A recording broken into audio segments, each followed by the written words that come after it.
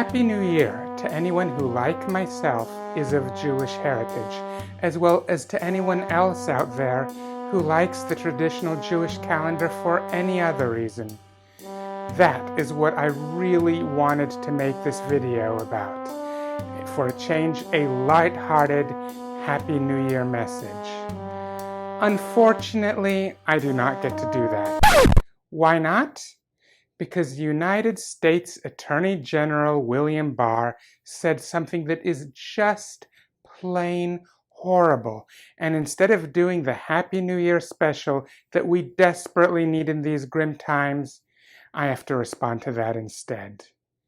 Then, once I was already very far into the process of scripting this episode, I received news of a turn of events that caused the already very grim situation that we are in as the people of the United States to get even worse.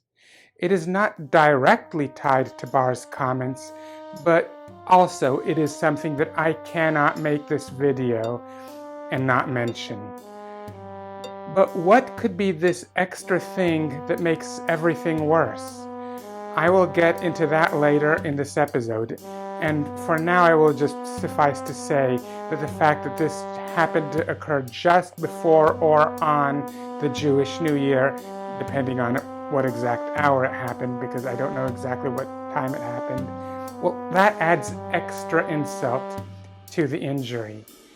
And also, the Trump administration says and does terrible stuff just about every day. Why now specifically is the need for me to respond to what William Barr said so pressing that I have to upend the New Year plan that I was so much looking forward to? I'll answer that in just a moment.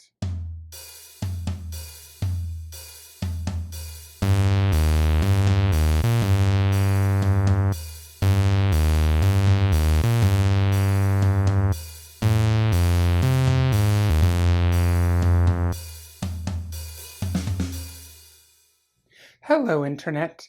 This is Sophia, the Red Angel, doing my best on this channel to bring you quality material.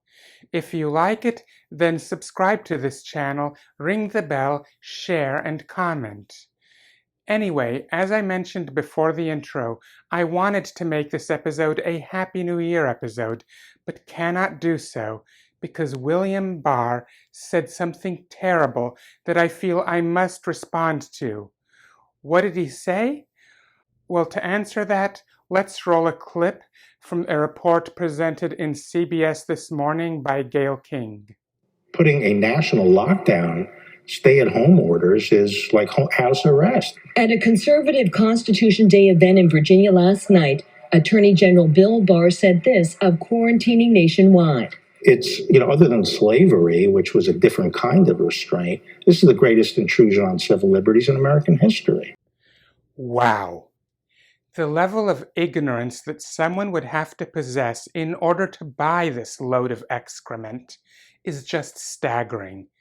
I mean, seriously, has this guy not heard of Jim Crow laws, which pretty much forced black people, and to a lesser extent all people of color, to live as second-class citizens, unable to even so much as rent hotel rooms in the same places as white people?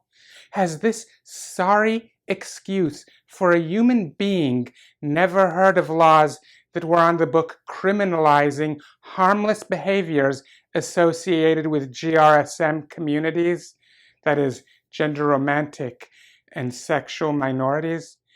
And the laws that I'm talking about are those such as sodomy laws, anti-cross-dressing laws, etc.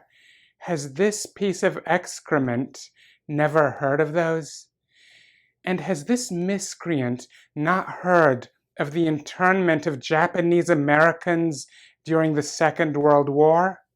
And is this rapscallion unaware that to this day there are police needlessly harassing people, destroying property, and even putting people to death without the benefit of a trial?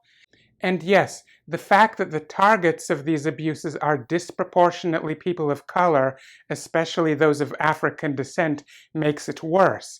But even without that disparity, it would still be more of a civil rights violation than demanding that people just comply with what the overwhelming consensus of scientists in the relevant fields say is necessary to do if we are to limit the number of people who are killed and or debilitated by a global pandemic, and is necessary in order to make it once again safe for ordinary Americans to venture out of their homes.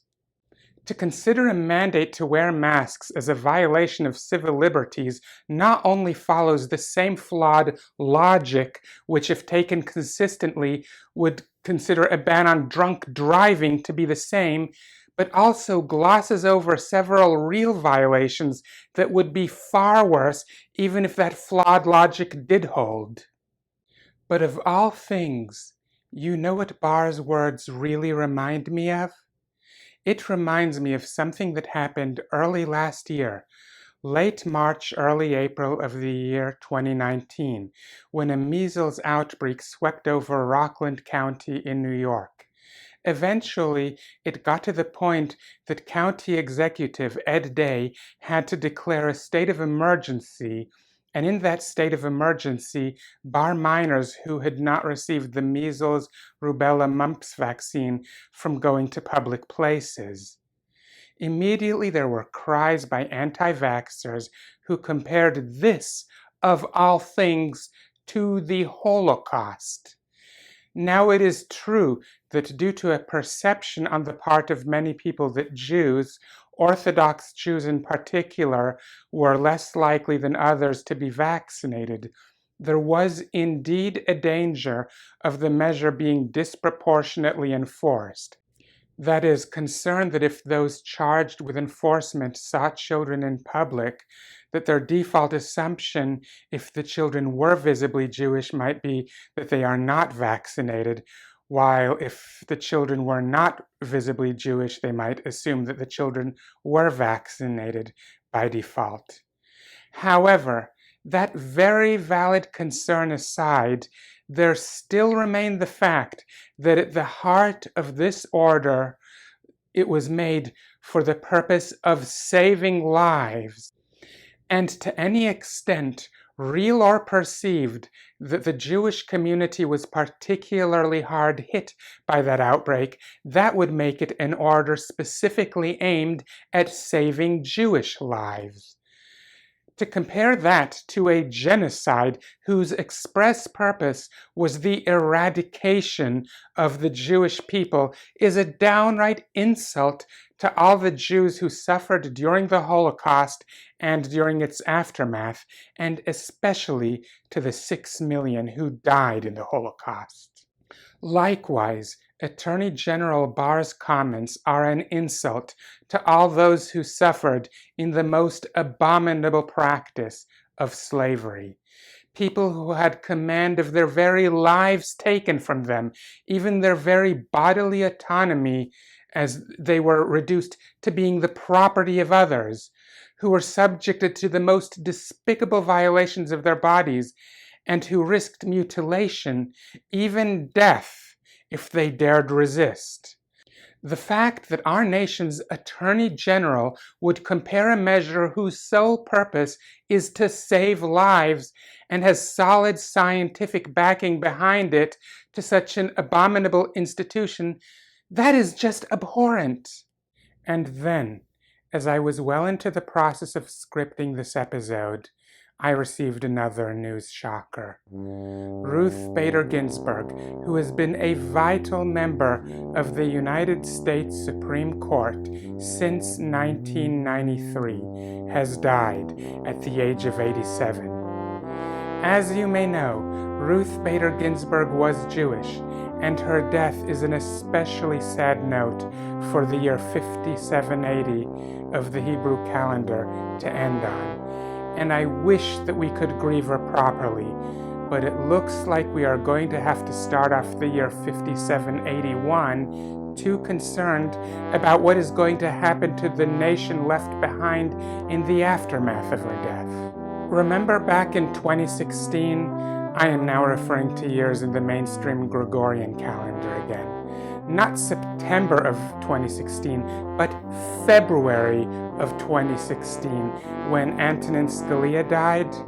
Remember all that big hoopla that Mitch McConnell made about how the president should not make Supreme Court nominations so late in his term?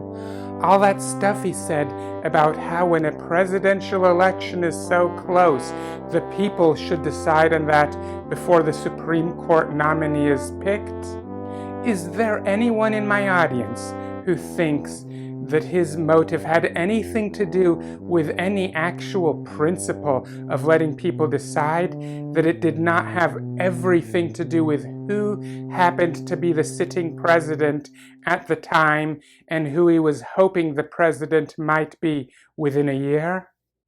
Well, if you actually believed that, then you probably expected that he would stick to the same principle now that it is Trump rather than Obama who is the president now when there is a vacancy in the Supreme Court, not 8 months before the election, but a mere 2 months before the election. But there is no such luck. Mitch McConnell has vowed that whoever Trump nominates will receive a confirmation vote on the Senate floor. This means that not only he was a two-faced liar in 2016, but now he no longer feels a compelling political need to pretend otherwise. At this point, the last hope for saving our democracy would require that at least a handful of Republicans feel sufficient pressure to at least preserve an illusion of their motives back in 2016 having been sincere, that they won't commit such a blatant act of double standard. That is the only way that our republic, that so many people have fought and died to build and protect, will even have a chance to survive. Some fought in the battlefield of military war, while others fought on our streets in the struggle for civil rights. And a few even fought on both fronts, but whichever front they fought in, all gave some, and some gave all. And whichever front they fought in, they fought to secure us this republic and the liberties that it stands for. And at this crucial moment, all of that is in danger of being taken away. The situation is grim. Hope is very, very, very faint. But then again, we have to continue struggling to the very end, because the scenario in which we lose is as horrible as external things can possibly be. Even if we can postpone negative external consequences by giving up, we are lying to ourselves if we tell ourselves that we can indefinitely protect ourselves in that manner. We must continue struggling, because the chance that we can win, no matter how small, is the only chance we've got. Anywho, to each and every one of you, especially those who have any interest in the traditional Jewish calendar, I hope that you have a wonderful new year, if you still can. And I also hope that you appreciate what I try to do on this YouTube channel, including this video. Please hit the thumbs up button and leave your comment in the comments area below. Make sure that you are subscribed to this channel and that the bell icon is active so as to increase the chance that you receive notifications when I upload new videos to this channel in the future. Share this video with your friends and everyone else, whether by social media or by whatever means. And instead of my usual outro, I think that this time I will leave you with a special salute to the great RBG. Justice Ginsburg, you will be missed.